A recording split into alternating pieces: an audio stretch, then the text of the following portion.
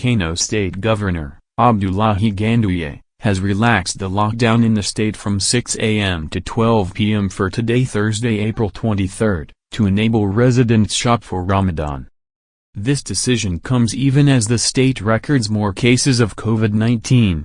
Kano State currently has 73 confirmed cases of the viral disease, and as at yesterday, April 22, testing was put on hold because the state had run out of testing kits.